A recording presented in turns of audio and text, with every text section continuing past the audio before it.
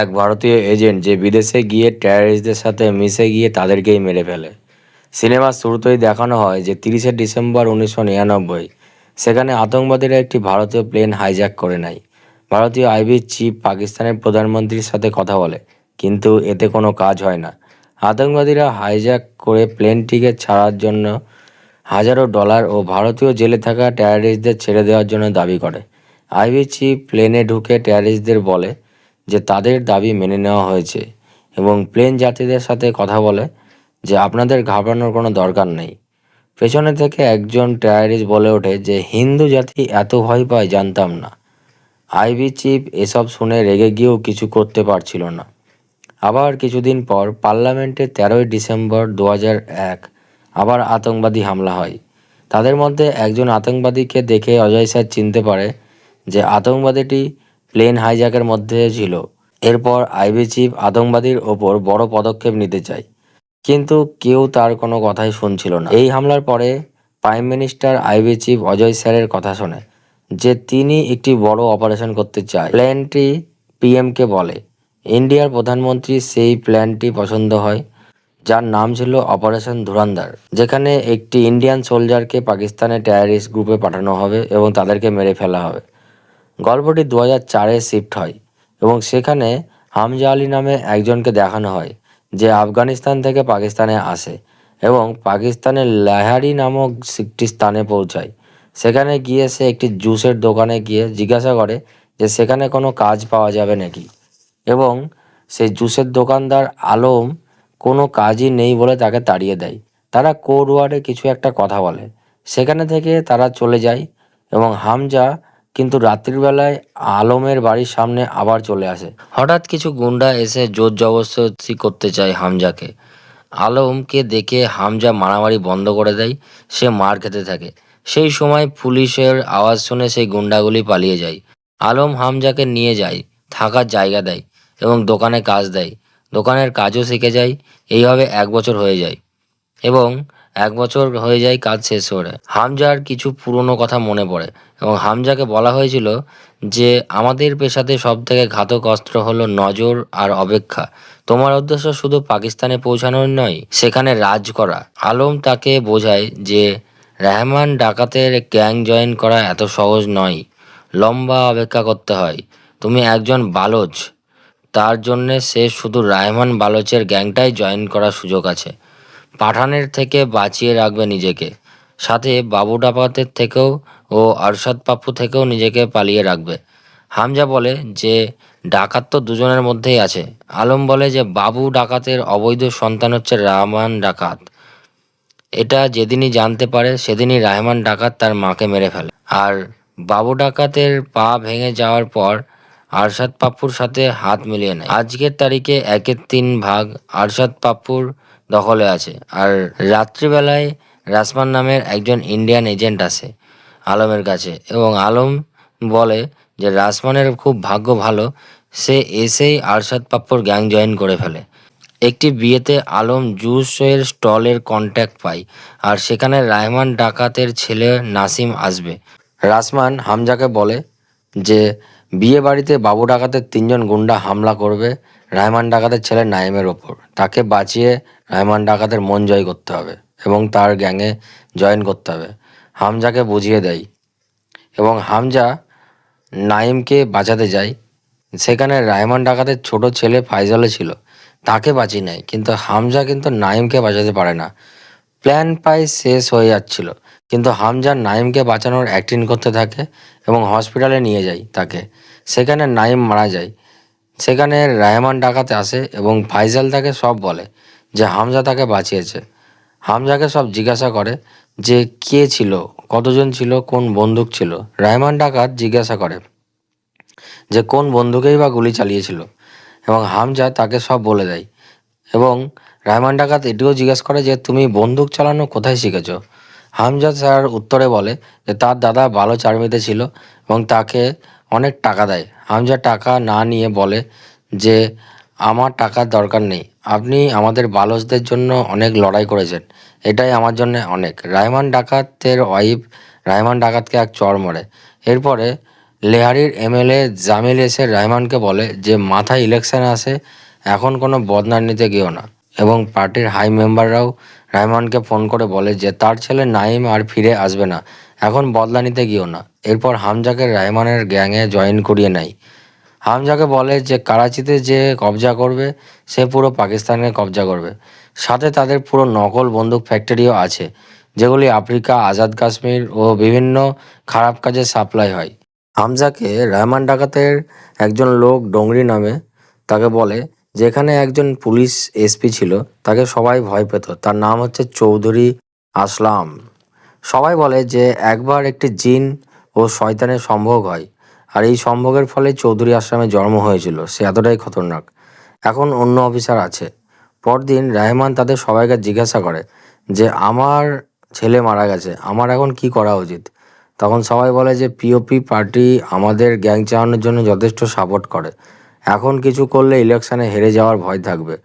সবাই না করে, কিন্তু হামজা বলে যে বাবু ডাকাতও জানে যে এই কারণেই রহমান ডাকাত কিছু করবে না, এখন ওরা কিন্তু তৈরি থাকবে না, এটা হচ্ছে হামলা করার বেস্ট টাইম।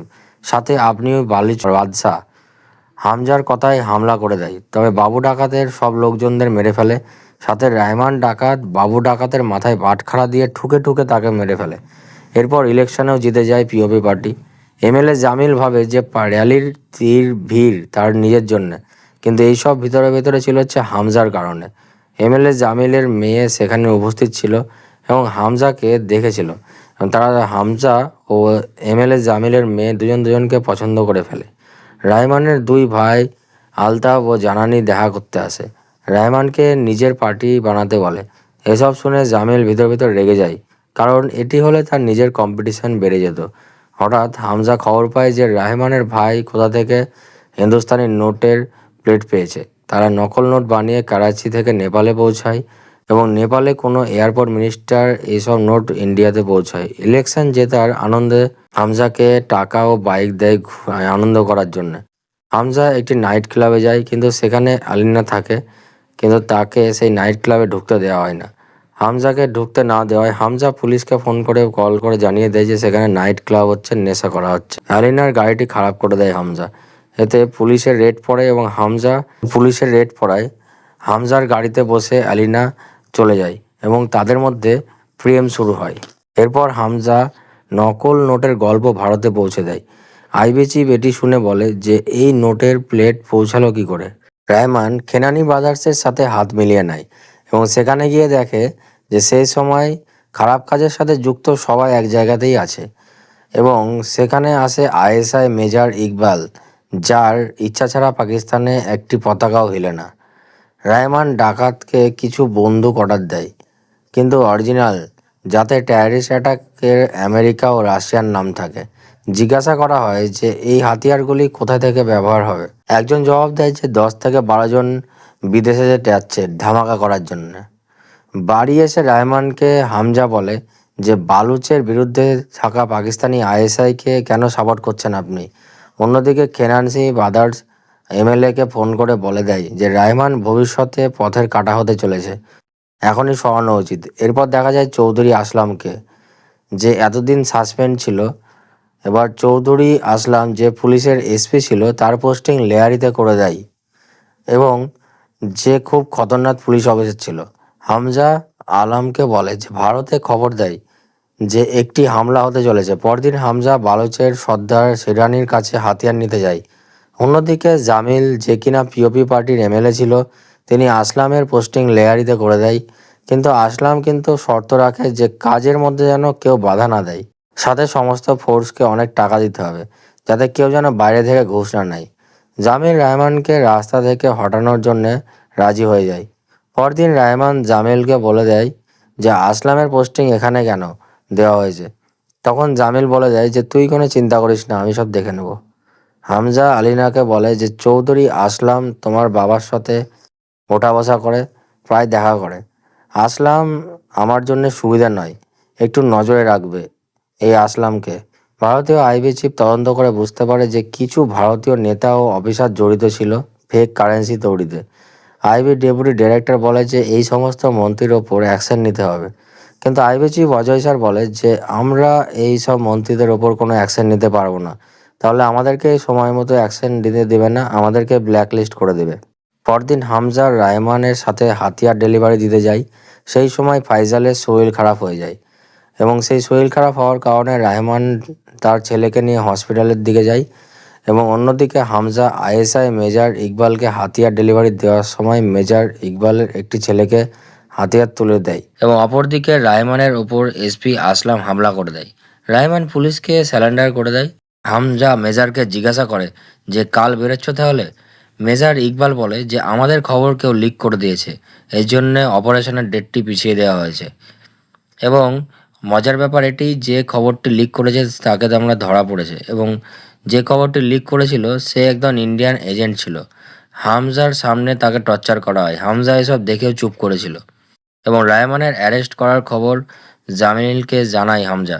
এতেও কিন্তু জামিল তাকে ছাড়ে না এবং জামিল বলে যে আমি কিছু করতে পারবো না। হামজার মনে পড়ে যে তার বাড়ি থেকে বেড়ানোর সময় রায়মানের ছেলের জুসে কেউ কিছু একটা মিশিয়ে দিয়েছিল। তাড়াতাড়ি বাড়ি চলে এসে তার খাবার বানানোর যেই শেফ ছিল তাকে খুব পেটাতে শুরু করে। তাকে মারতে মারতে খুব টর্চার করে যাতে সবাই ভাবে হামজা রায়মানের প্রতি প্রচন্ড লয়াল। এরপর সে সব সত্যি কথা বলে দেয় যে সেই নাকি ফাইজালের খাবারে কিছু মিশিয়েছিল এবং আসলামকে সেই খবর দিয়েছিল।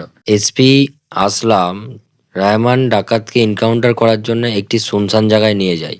সেই সময় আলিনা একটি ভিডিও পাঠায় হামজাকে, যেখানে আসলাম ও জালিম বসে মিটিং করছিল রায়মান ডাকাতকে মারার জন্যে। সেই ভিডিওটি জামিলকে হামজা পাঠায় এবং তাকে বলে যে রায়মানকে কোথায় নিয়ে গেছে সেটি বলতে। সে যদি না বলে ভিডিওটি লিক করে দেবে। জামিল হামজাকে ফোন করে বলে যে আসলাম তার কথা শুনছে না, সে রায়মান ডাকাতকে এনকাউন্টার করতেই চায়।